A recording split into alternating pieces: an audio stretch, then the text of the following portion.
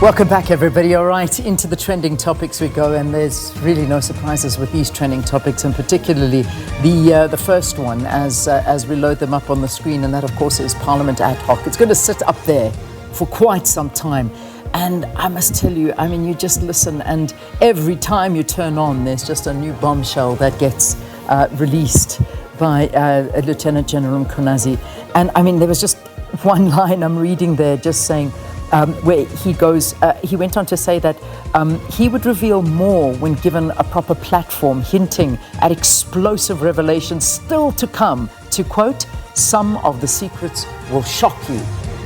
Not like we're not shocked enough at what he's been saying, but I think everybody gathering that there is just so much more that he knows, that he's not even letting out the bag as yet. So there's just so much. I mean, even journalists came under the spotlight, but that's also one of the other trending topics which we'll speak to in a second. Indeed, it's exactly that. And he hasn't been holding back, General Mkhonazi. Not at all. And as you say, what he said is that there's a lot more to be revealed.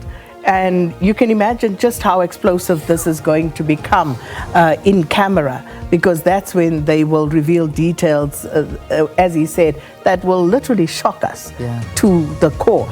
He was asked, among the issues that were under discussion, he was asked about the MPs, because remember, he's directly implicated Fadil Adams and Diane Kohler-Barnard.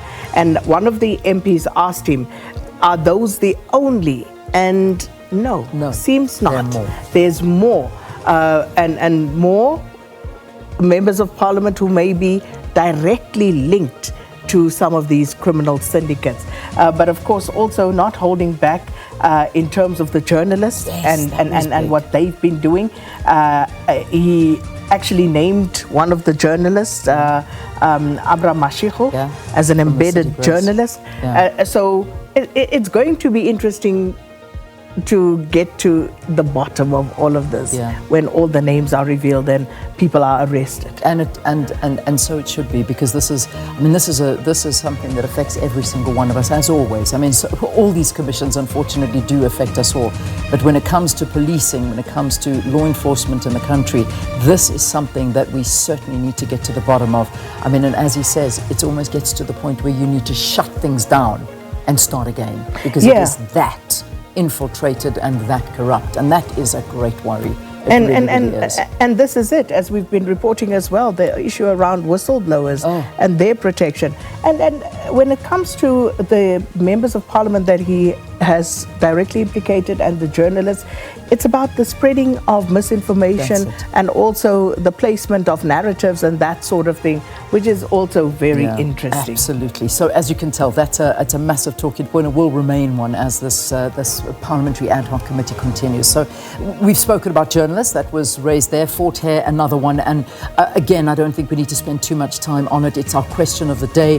We heard from Abungile Yankees. We saw the visuals from this morning, the devastation of those protests, the student protests that was happening there, that halted all academic activities after the institution announced that an interim SRC would be appointed during an amendment to the student governance constitution. So just horrific scenes there, and really burning it, to that extent is questionable, but that's our question of the day, and we look forward to hearing from you. Indeed, and of course then Amajita V's already told us going down to Colombia last night.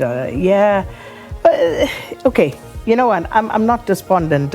Seen some really positive signs there, and the boys will do well, and hopefully that succession path really works well, because these boys are going to do well. All right, well, good luck to them. So listen, let's also put one up here. This one has just developed, and well, not just developed, we're just putting it up for you to see, and it's quite a massive development in what's happening in the Middle East. So this is from Donald Trump. This is from his Truth Social post, and then of course it's also on X at the moment. So saying, I'm very proud to announce that Israel and Hamas have both signed off on the first phase of our peace plan. This means that all of the hostages will be released very soon, and Israel will withdraw their troops to an agreed upon line as the first steps towards a strong, durable and everlasting peace. Also goes on to say all the parties will be treated fairly.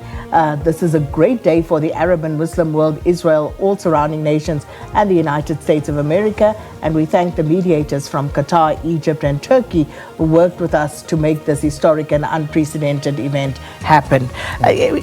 Important here is to see what happens past this first hurdle, because I was listening to an interview that was done with a former Israeli diplomat, and he was saying the person who was interviewing him asked him about the Israeli side and how they are responding to that 20-point peace plan, and he said beyond the issue of the hostages, at that point, nothing seems to have moved, because he didn't hear anything beyond that.